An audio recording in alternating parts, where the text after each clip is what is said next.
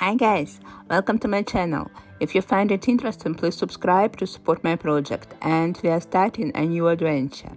Today we will go to Avignon, visit the Papal Palace, and as always talk about history. Avignon is placed in southeastern France, located on the left bank of the Rhone River. This is one of the most beautiful cities in Provence. Walking through the streets of Avignon, sometimes it seems that you have been transported back in time and found yourself in the 14th century. From 1309 to 1377, Avignon was the residence of the popes. This period gave it excellent architecture, as well as a magnificent papal palace, where we will go now.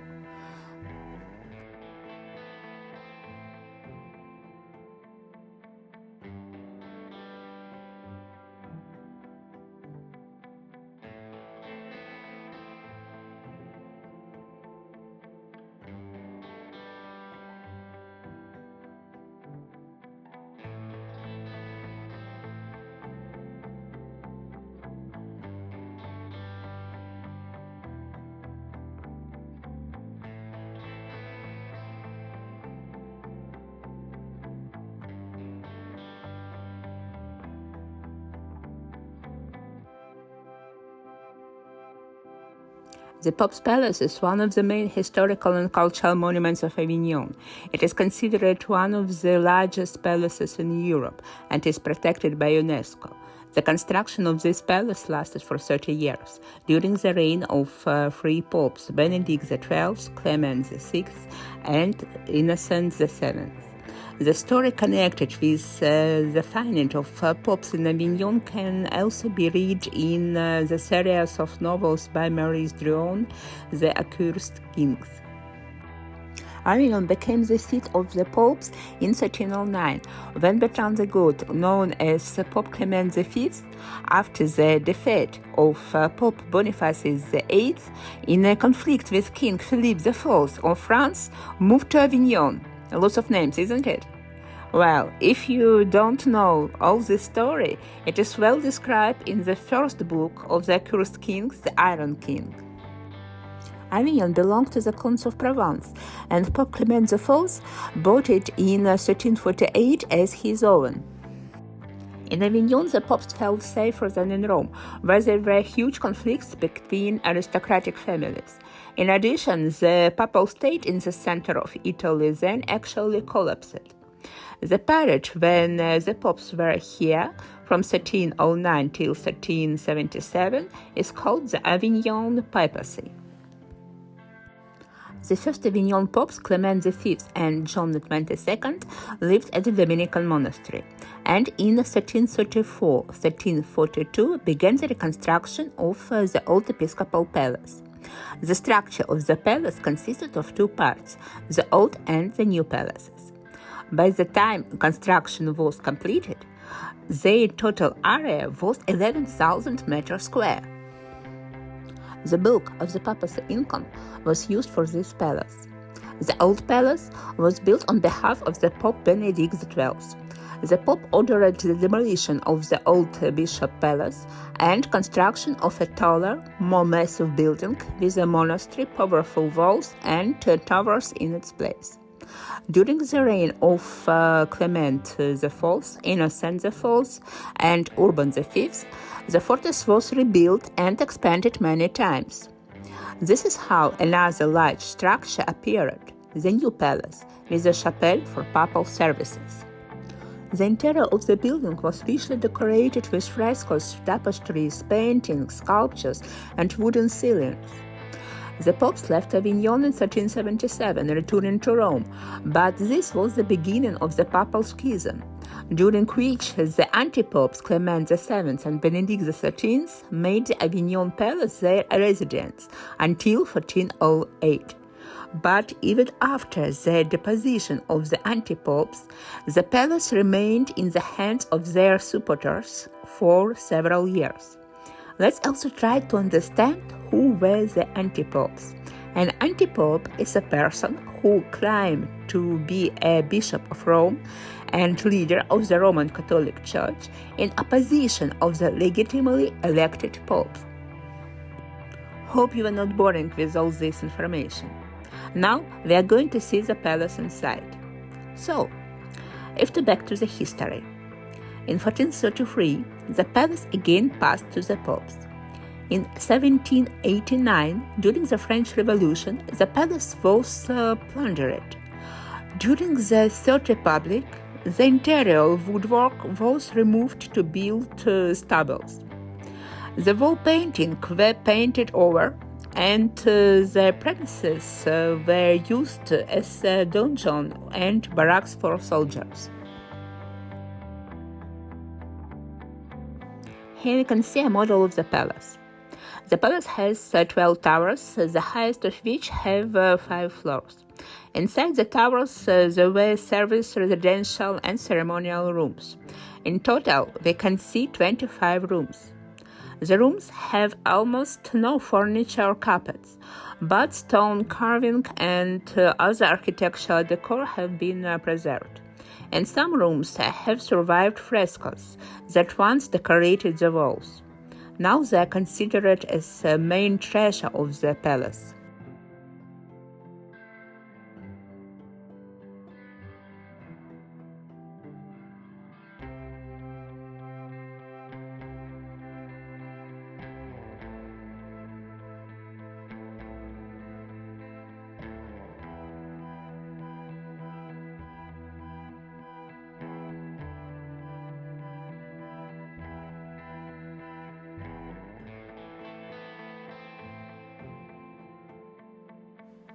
We are now in the chapels of St. John, Chapelle St. Jean, with well-preserved frescoes.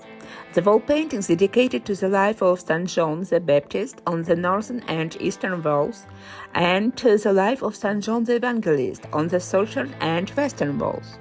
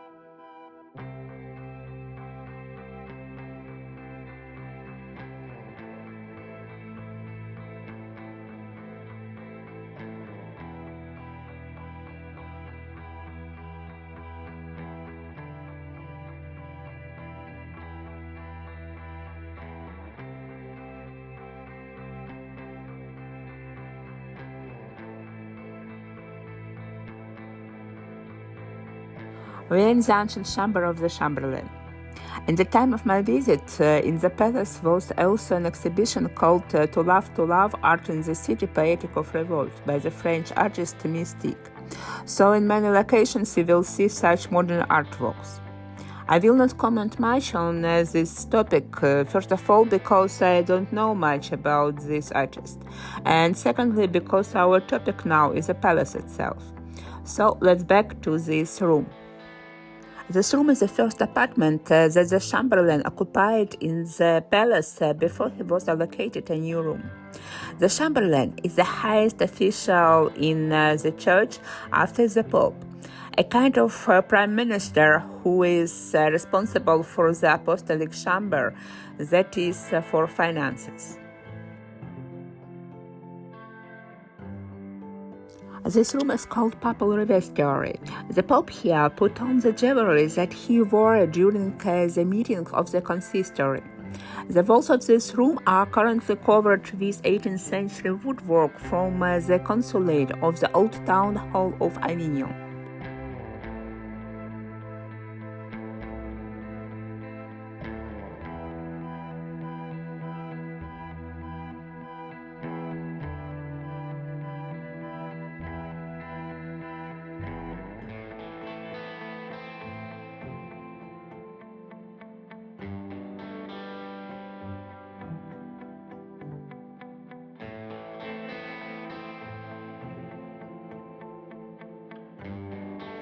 This is a skull of a man killed by a crossbow bolt.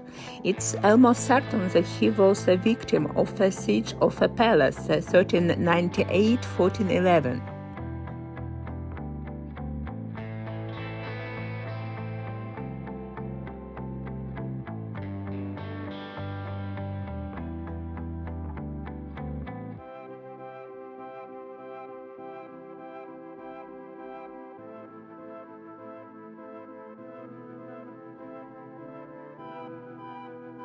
The Great Treasury. This room, divided by a partition into two separate rooms, housed the financial services of the Curia, whose numerous employers kept records of income and expenses. The money brought by tax collectors and the Pope's correspondence were also recorded and described here. It was equipped with benches, stepladders, tables, desks, and counters.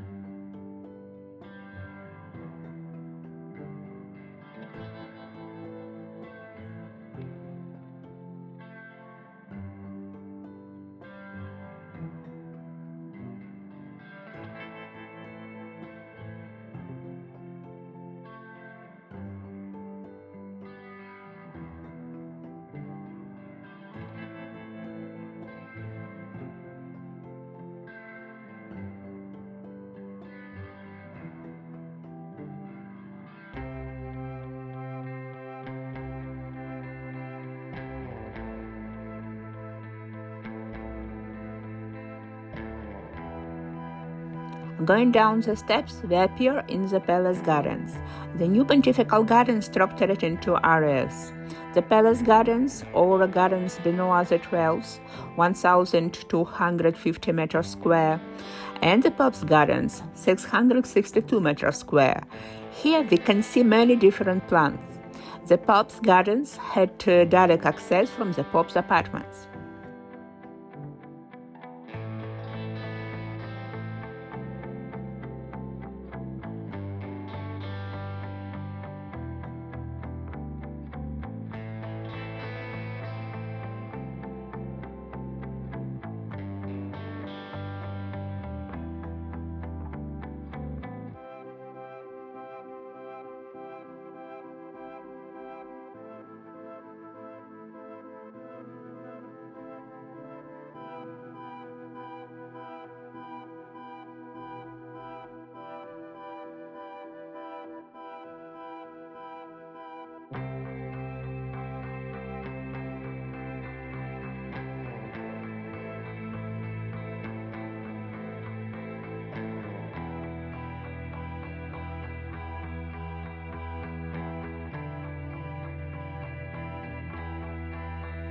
There was also its own apiary in the palace. The products of the hive were used even in papal times, as evidenced by the records of the account books. Honey was a popular product at that time. Also, they produced candles.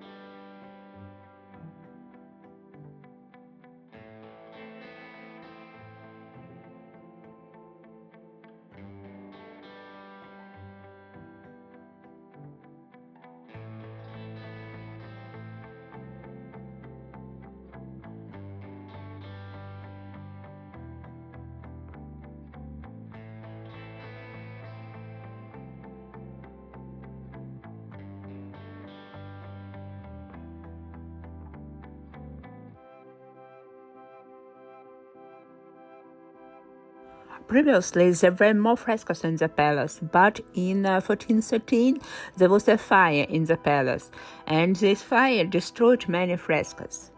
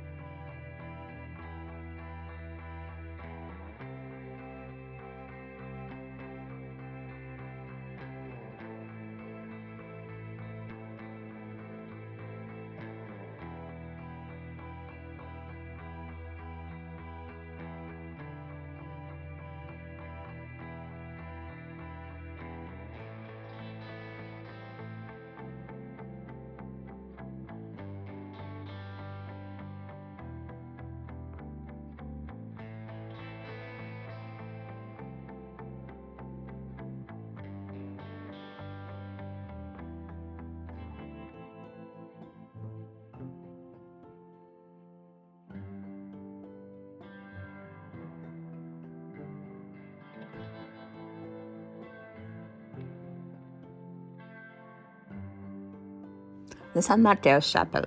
Here took place discussions during conclaves. The frescoes tell the story of life of San Matteo.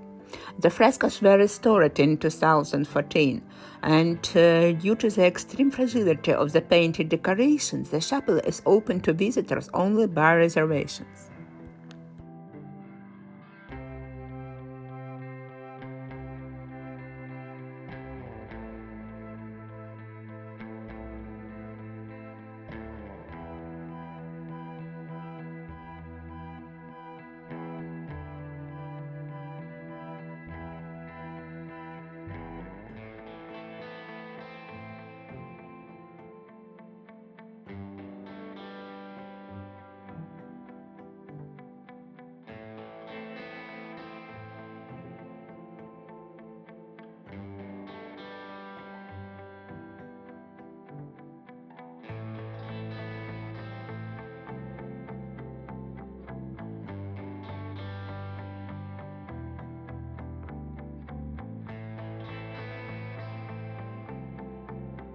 This room is called Studium, or the work cabinet of Benedict XII.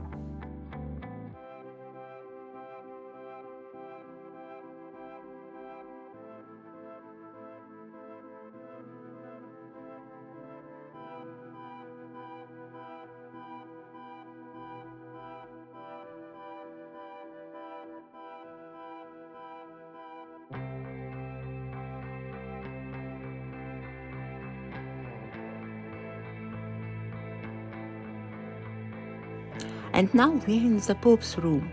Look at these wonderful wall paintings. Here we can see leaves of vine and oaks. And these paintings probably date from the year 1337, 1338.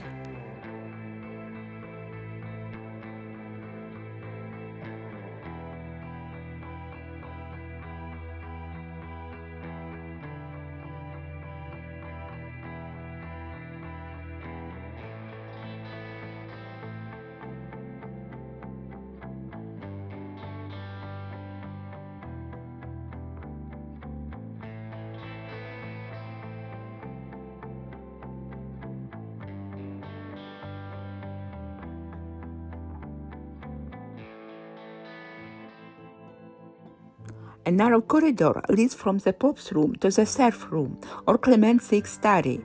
The Franco-Italian team worked here in 1343 under these beautiful frescoes. Various hunting and fishing techniques are presented here. We can see, for example, the deer hunting scene.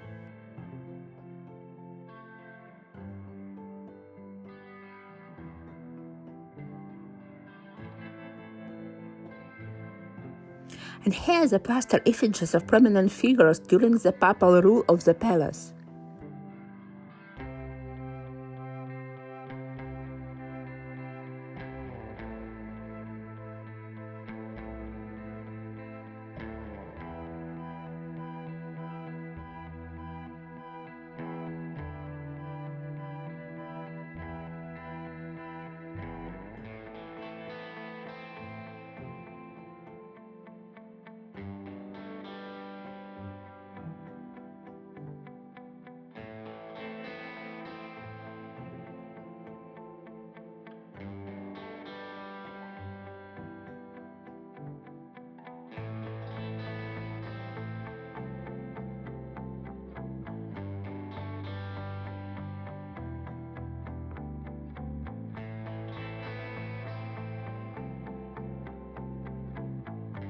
Look carefully at this portal, and you will see that all the religious statuary have been beheaded during the French Revolution.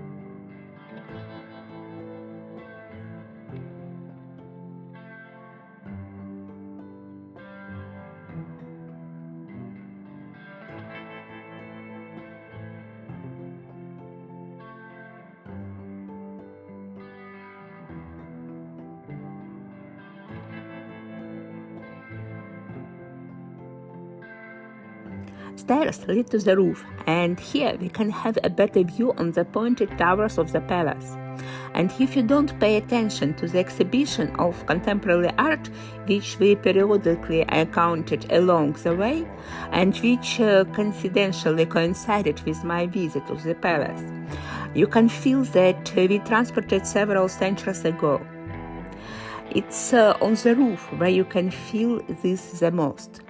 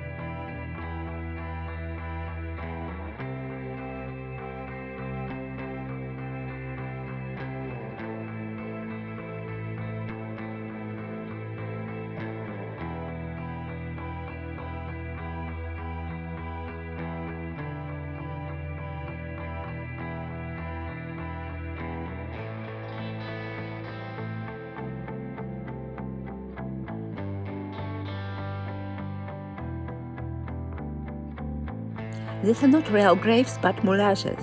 The popes are buried in different places.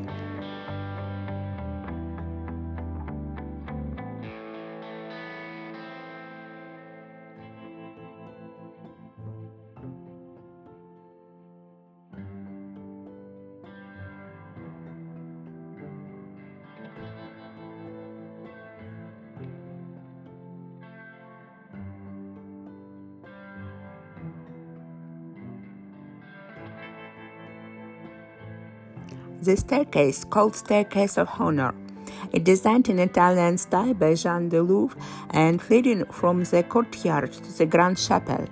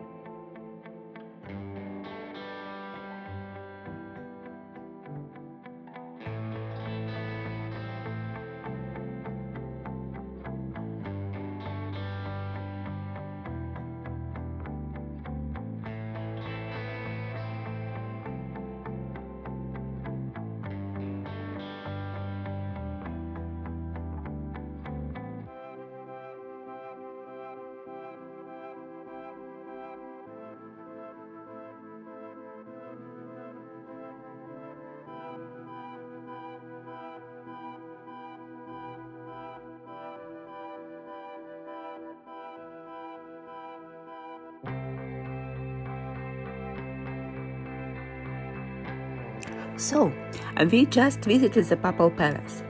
I couldn't show everything in detail, but I tried to make the video interesting. But this is not the end of the video. We will continue our walk around the city, so stay with me. We are heading to the Avignon Bridge.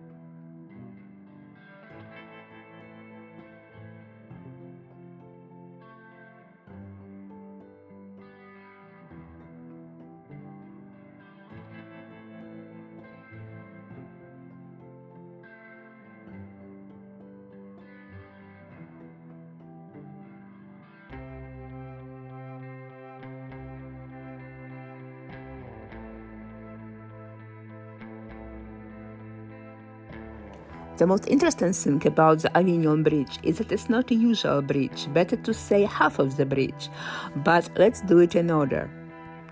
Legend says that in the 12th century, a young shepherd named Benedict once heard a voice from heaven. Quite usual thing for the 12th century. Following God's instructions, he came down from the Aradeh mountain to speak to the inhabitants of Avignon to tell them that a bridge had to be built. The young man was taken for a madman. That is quite normal if a stranger comes to you and tells that God just asked you to build a bridge. People challenged the young boy to carry a block of stone on his shoulder and throw it into the Rhone. Benedict lifted an enormous stone and threw it into the water, helped by angels and rigged it with the halo and divine intervention. After this, people finally believed him. At the time, the Rhone served as a border with the Kingdom of France.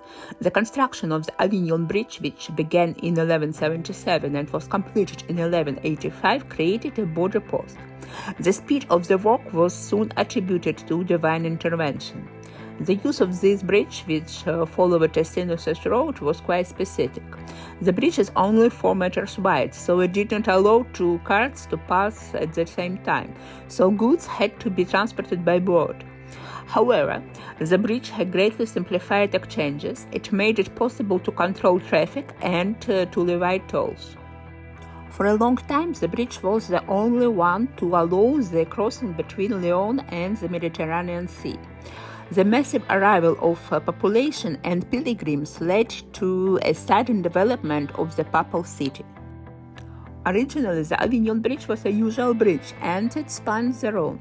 It consisted of 22 arches and was 920 meters long, but it was damaged by several floods and wars.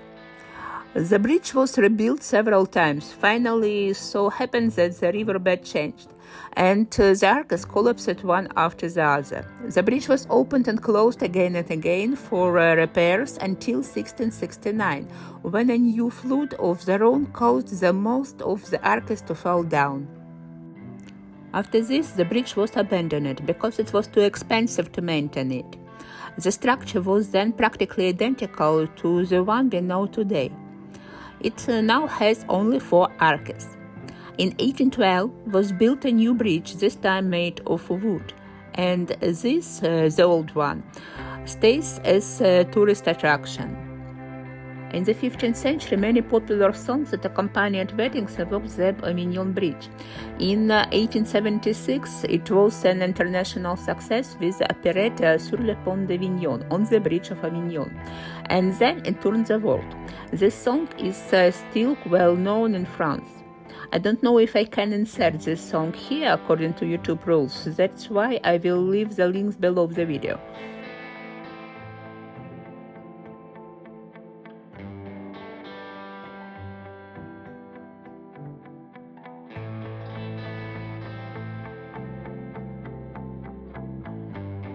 During the construction of the Avignon Bridge, on the remains of Roman abutments was built a chapel. This bridge also has a second name, St. Benedict Bridge.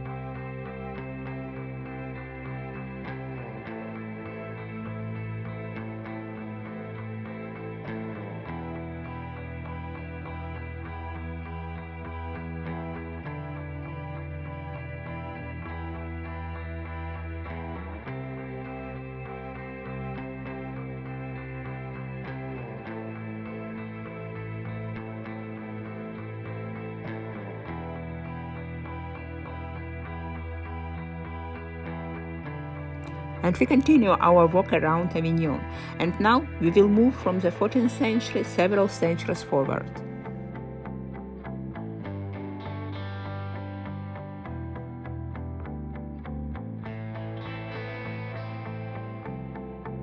Here we come, the Royal Palace, or Hotel de Baroncelli. It dates from the 15th century and is one of the most beautiful former town residences in Avignon. For 5 centuries, from 1469 to 1908, the Baroncelli family, originally from Florence, lived in this Gothic home, transformed into a city mansion in the 17th century. Provincial author Frédéric Mistral named their home the Palais de Rouillé in the 19th century. And here we can see ancient interiors.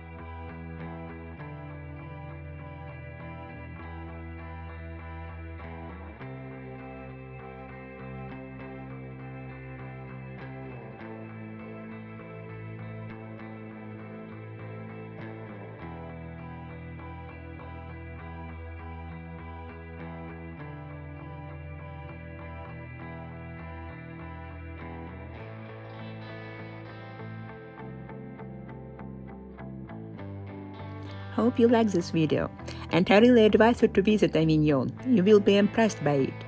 And that's all for today. I thank you for your attention. Please subscribe to my channel and like the video. And see you in new interesting places.